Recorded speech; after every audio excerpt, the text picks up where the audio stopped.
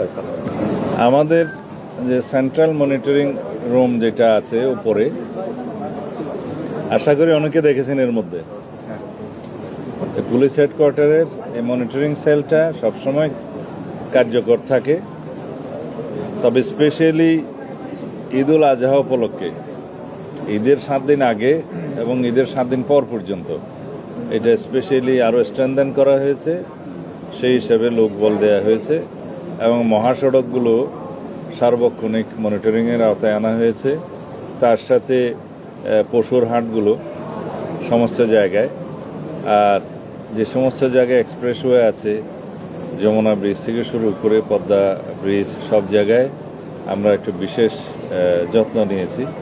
সারা দেশে যেখানে আমাদের সিসিটিভি ক্যামেরার হাইওয়েতে নজরদারি আছে, তার বাইরে যেখানে নেই সেখানে আমরা বডি ওন ক্যামেরা দিয়ে আমাদের জনবল পুলিশ ডিপার্টমেন্ট থেকে দেয়া হয়েছে।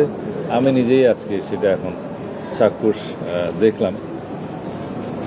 এখানে দুর্ঘটনা সংখ্যা বিগত সময়ের তুলনায় আল্লাহ রহমতে অনেক কম। 2-1টা দুর্ঘটনা যেগুলো হয়েছে, এগুলো নেহায়েত তাদের নিজস্ব গাফলতির কারণে বলা যায়।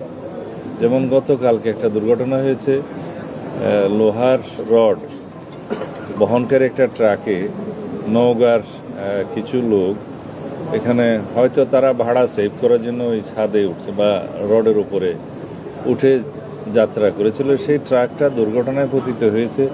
সম্ভবত ভারসাম্য নিয়ন্ত্রণ হয়তো ফেল করেছে, ভারসাম্য রাখতে পারে নাই।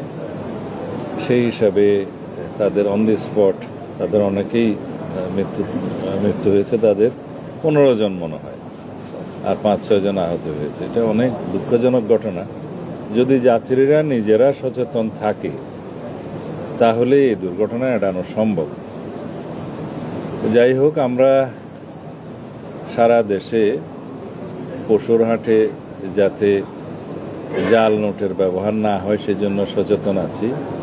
জাল নোট শনাক্তকারী অনেকগুলো মেশিন সেখানে আমাদের পক্ষ থেকে দেয়া হয়েছে, আর ব্যাংকের তরফ থেকেও দেওয়া হয়েছে। সেটা বাংলাদেশ ব্যাংক ব্যবস্থা করেছে। বিভিন্ন ব্যাংকের শাখাসমূহ সেখানে তৎপর আছে। এছাড়া যাতে শৃঙ্খলা থাকে, অনুমোদিত পশুর হাটগুলোর বাইরে যাতে কোনো হাট না বসতে পারে সেজন্য আমরা খুবই কঠোর ব্যবস্থা নিচ্ছি। গতকালকে একটা নজরে আসার সাথে সাথে সেটা আমরা বন্ধ করার ব্যবস্থা নিয়েছি। এটা সম্ভবত মিরপুরে মেট্রো রেলের কোনো লাইনের নিচে হয়তো কেউ এরকম একটাও নিতে চেয়েছিল সুযোগ, সেটা সাথে সাথে বন্ধ করে দেওয়া হয়েছে। আমরা আশা করি আপনারাও যদি সেরকম কোনো কোথাও অনিয়ম দেখতে পান আমাদের নজরে আনবেন, তাহলে আমরা সুষ্ঠুভাবে সব কিছু সম্পন্ন করতে পারবো।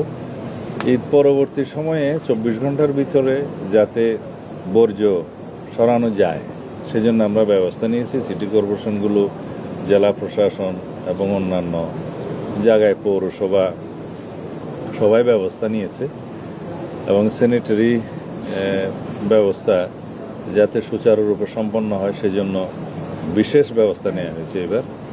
তবে 24 ঘন্টার পরেও যেহেতু কোরবানি দেওয়ার বিধান থাকে দ্বিতীয় দিনেও তৃতীয় দিনেও, তখনও তারা এই ব্যাপারে তাদের উদ্যোগটা জারি রাখবে। তা আশা করি ইনশাআল্লাহ আমরা নিরাপদ ঈদ যাত্রা, নিরাপদভাবে সমস্ত ঈদের জামাত অনুষ্ঠান এবং নিরাপদভাবে যার যার কর্মস্থলে ফিরে আসা, এই ব্যবস্থাগুলো করতে পারবো। ধন্যবাদ। মে মাসে পুলিশের উপরে হামলা হচ্ছে, 4টি ঘটনা ঘটেছে নারায়ণগঞ্জে। আমরা জঙ্গল সলিমপুর দেখেছি। যে পুলিশ কিংবা আমাদের র্যাব বাহিনী যারা আছে তারাই আজকে আক্রান্ত আইন শৃঙ্খলা রক্ষার থেকে। জনগণ কতটুকু নিরাপদে রাখছে? আপনার কাছে দ্বিতীয় প্রশ্নটি হচ্ছে যে একটা শেষ করি, এটার সাথে রিলেটেড, তাইলে পরে ভুলে যাব। জঙ্গল সলিমপুর সহ অন্যান্য জায়গায় যেখানে র্যাবের উপরে এবং পুলিশ বাহিনীর উপরে আক্রমণ হয়েছে, সেটা আপনাদের মতো আমরা খুব গভীরভাবে দেখেছি এবং এর উপরে আমরা অ্যাকশন নিচ্ছি। সেটা আপনাদের সামনে যখন দৃশ্যমান হচ্ছে ইতিমধ্যে, তখন আপনারা দেখতে পাবেন। আমরা এটা এই জন্যেই এটা অনুমান করতে পারি, দীর্ঘ 17 বছর দেশে কোনো আইনের শাসন ছিল না, দুর্বৃত্তায়নের একটা মহামারী ছিল। তারা মনে করেছে জঙ্গল সলিমপুর আমরা যেভাবে একটা রাষ্ট্রের ভিতরে রাষ্ট্র হতে দেখেছি, সেটাকে যখন আমরা আইন শৃঙ্খলা রক্ষাকারী বাহিনীর নিয়ন্ত্রণে আনতে পারলাম, ওখানে একটা যৌথ অভিযান চলেছে, অনেক অস্ত্র উদ্ধার হয়েছে, অনেক দাগি আসামি গ্রেফতার হয়েছে। সেখানে আমরা যখন ঘোষণা করেছি যে পুলিশ একাডেমি করা হবে, র্যাবের জন্য একাডেমি করা হবে, এবং আমাদের পুলিশ বাহিনীর ক্রীড়া কমপ্লেক্স অন্যান্য বাহিনীর বিজিবির এবং এপিবিএনের পারতপক্ষে আমরা আরও অনেক, যেহেতু আমাদের সংস্থা অনেক আছে, তাদের সবাইকে ওখানে অ্যাকোমোডেট করব। ওইখানে চট্টগ্রাম জেলা মানে কারাগার স্থানান্তর হওয়ার কথা আগে থেকেই।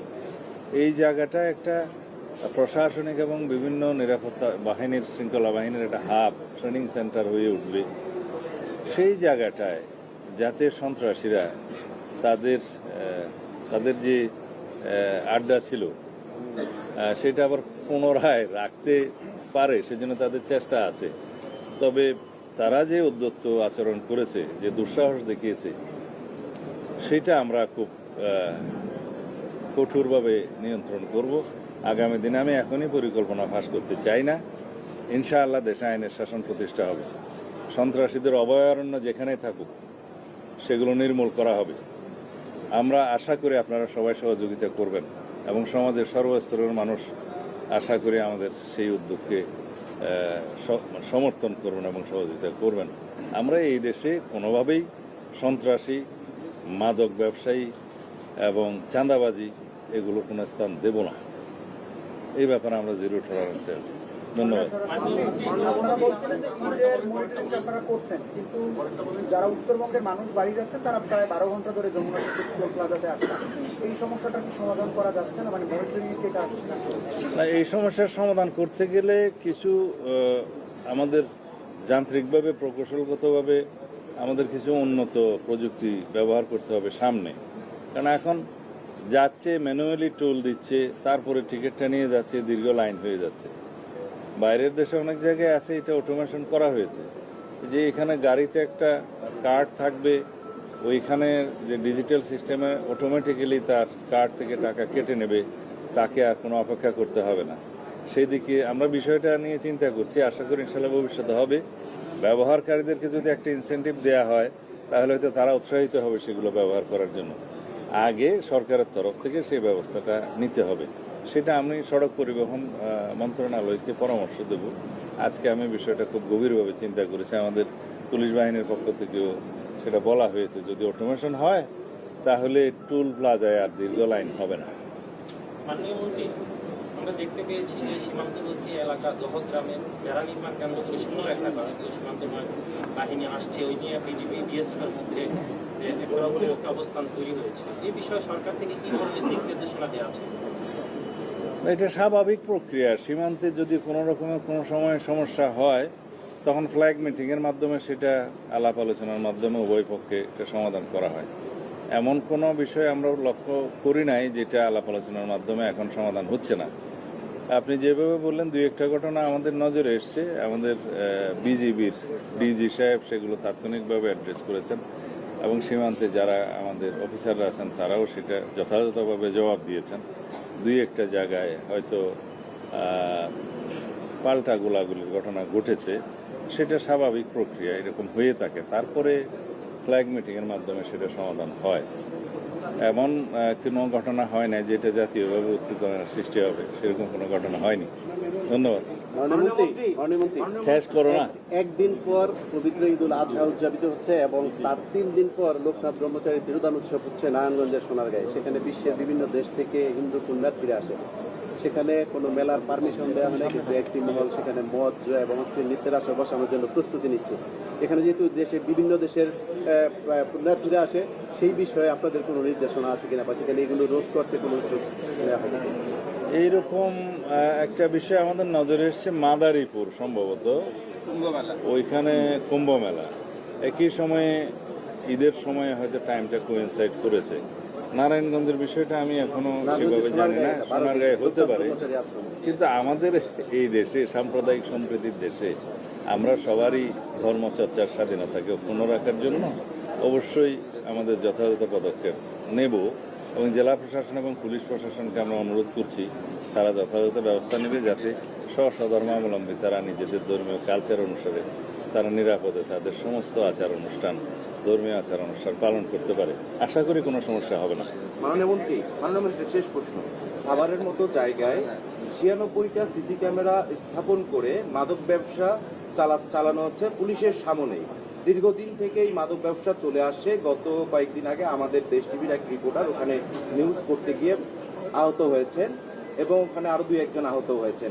প্রকাশ্যেই পুলিশের এভাবে ক্যামেরা বসিয়ে মাদক ব্যবসা নিয়ন্ত্রণ, এই বিষয়টা আপনারা কিভাবে দেখছেন এবং পদক্ষেপগুলো কি হবে?